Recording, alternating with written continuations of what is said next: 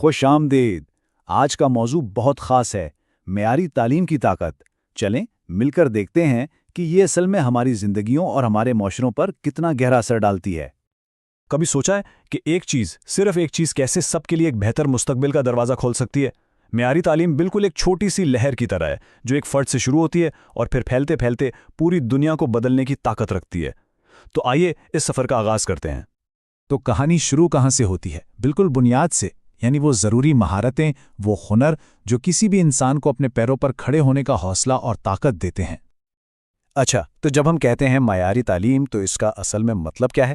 دیکھیں، یہ صرف ڈگریوں کی بات نہیں ہے، یہ ایک ایسا عمل ہے جو لوگوں کو وہ عملی ہنر، وہ اوزار دیتا ہے جن کی انہیں زندگی میں کامیاب ہونے کے لیے واقعی ضرورت ہوتی ہے۔ اور یہ مہارتیں ہیں کیا؟ یہ وہ بنیادی چیزیں ہیں جو ہماری ذاتی اور پروفیشنل زندگی کی بنیاد بنتی ہیں، جیسے پڑھنا لکھنا جسے ہم خواندگی کہتے ہیں، حساب کتاب کی سمجھ، اور آج کل تو ڈیجیٹل خواندگی کے بغیر گزارا ہی نہیں۔ ساتھ میں کوئی بھی عملی پیشہ ورانہ ہنر، یہی وہ ستون ہیں جن پر ایک مضبوط مستقبل کی عمارت کھڑی ہوتی ہے۔ اب جب کسی کے پاس یہ بنیادی مہارتیں آ جاتی ہیں نا، تو جاب مارکیٹ میں ان کے لیے دروازے خود بخود کھلنے لگتے ہیں۔ پھر وہ صرف نوکری نہیں ڈھونڈتے بلکہ اچھے موقع خود ان تک چل کر آتے ہیں۔ اور بات صرف کوئی بھی نوکری حاصل کرنے کی نہیں ہے۔ جب ہنر مضبوط ہوں تو لوگ بہتر تنخواہ، بہتر ماحول اور زیادہ مستحکم ملازمتیں حاصل کر پاتے ہیں، مطلب ایسی جابز جو انہیں آگے بڑھنے کے مواقع بھی دیں۔ اور اس سب کا نتیجہ کیا نکلتا ہے؟ معاشی خود مختاری۔ جب لوگ اچھی نوکریاں کرتے ہیں تو وہ نہ صرف اپنے خاندان کو سہارا دیتے ہیں بلکہ اس سے پورے معاشرے میں جو آمدنی کا فرق ہے وہ بھی کم ہوتا ہے۔ تو یہ ایک فرد کی کامیابی کا آخری اور سب سے اہم قدم ہے۔ تو فرد کی سطح پر تو بات ہو گئی، آپ دیکھتے ہیں اس کی پہلی لہر کو۔ یہ اثر کیسے ایک فرد سے نکل کر پورے معاشرے میں مساوات قائم کرنے کا ایک پل بنتا ہے۔ یہ بات بہت گہری ہے۔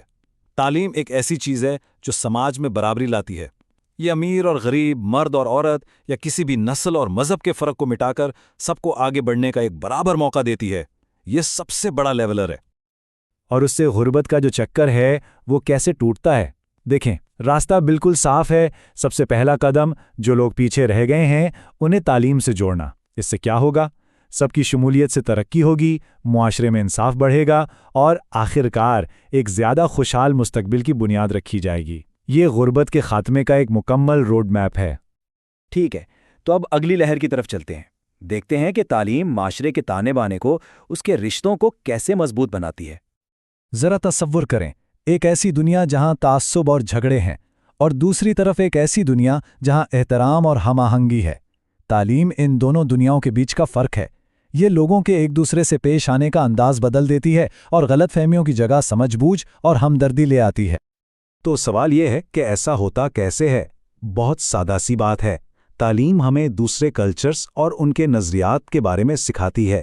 یہ ہمارے اندر ایک دوسرے کے لیے عزت اور سمجھ بوجھ پیدا کرتی ہے، ہمدردی اور تنقیدی سوچ کو بڑھاتی ہے۔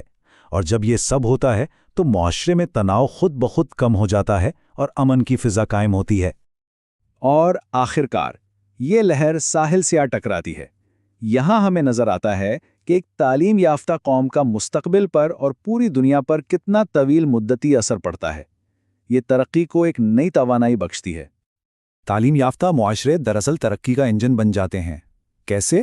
جب لوگ تعلیم یافتہ ہوتے ہیں تو ان میں تخلیقی صلاحیتیں آتی ہیں، وہ نئے نئے آئیڈیاز لاتے ہیں جس سے جدت پیدا ہوتی ہے۔ انہیں صحت اور صفائی کی اہمیت کا اندازہ ہوتا ہے جس سے بیماریاں کم ہوتی ہیں۔ اور جب یہ سب ہوتا ہے تو نئے معاشی مواقع پیدا ہوتے ہیں اور ملک خوشحال ہوتا ہے۔ یہ سب ایک دوسرے سے جڑا ہوا ہے۔